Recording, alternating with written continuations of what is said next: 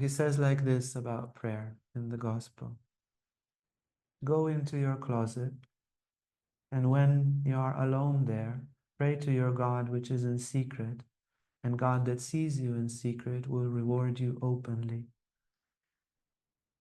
Pray to him in a very intimate way. The connection to Christ and to all deities and to all spiritual realities, the connection is mathematically proportional to the amount of faith. So if you're utterly sure that Christ is there next to you, he's 100% there. If you're 50% sure, it's a little bit of a shaky. The signal is not so good. You can hear half of the conversation. Yeah. So have this simple, childlike faith and share with him intimately who you are, what you are, your pains, your joys, your doubts, your faith.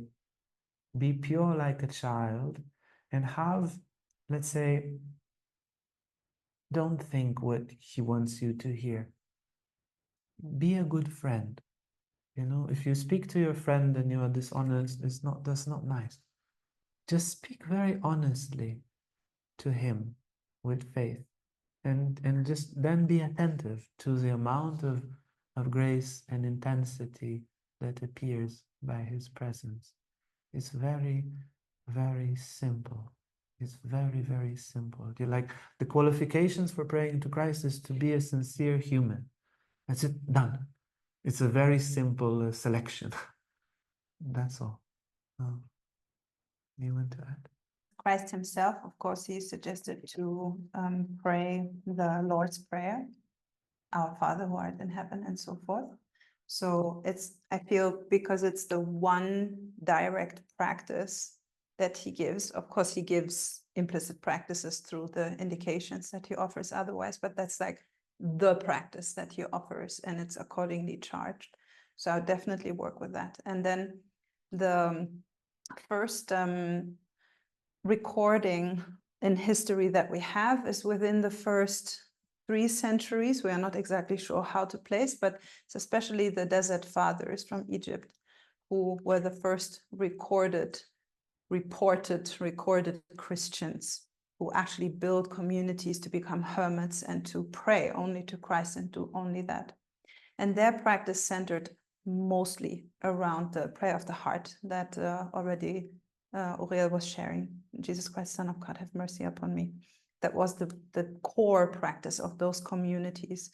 So, you know, if you can imagine that, of course, in the first century after Christ, that was still very much apostolic, right? The apostles were still living on, and they started to report everything, and friends of the apostles would write things down. We have the Gospels, of course, as the first reports, and then the epistles, all the letters from the first churches between Paul and also Peter and also a few others who were writing and kind of giving the direct teaching that they received further, of course, in their specific way, but nevertheless.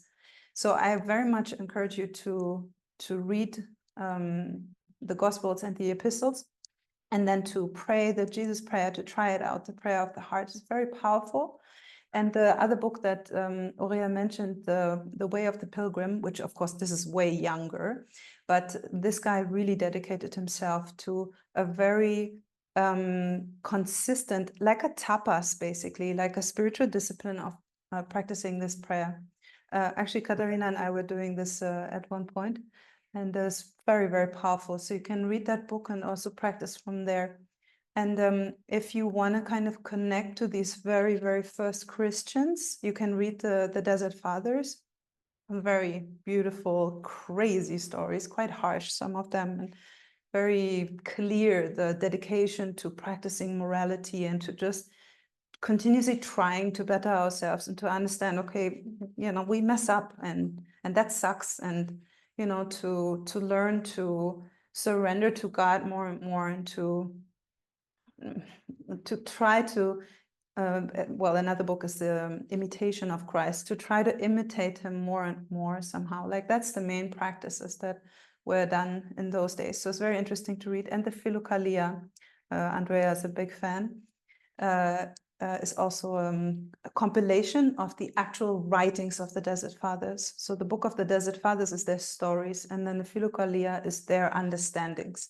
So that, of course, is also quite something. If you have a monk who has probably been in some kind of contact with the apostolic lineage and then has practiced his whole life in some cave in the desert and reached enlightenment, that's quite proper thing to refer to. And then Teresa of Avila, she wrote this, she wrote a lot of considerations actually about how the soul is built and how to pray. Yeah, so like the inner castle is about how the soul is set up, and then how there are stages of prayers and so forth. And you were saying? La vida is her life. Yeah, so of course that's inspiring. And then she wrote specific books to kind of give her practices further. And of course, she was a very powerful saint, one of the pivotal players somehow in the group of saints. It's very interesting to read that too. Yeah, and the quick version, all on our YouTube. 30 videos of Christian saints. If you want, like in 20 minutes, you can get very essential Instant saints. If you like this video and want to learn more about Tantra, about yoga, about psychology, emotional healing, lives of saints, and the scriptures, then hit the bell, like, subscribe, and you'll never miss an upload. Thank you so much.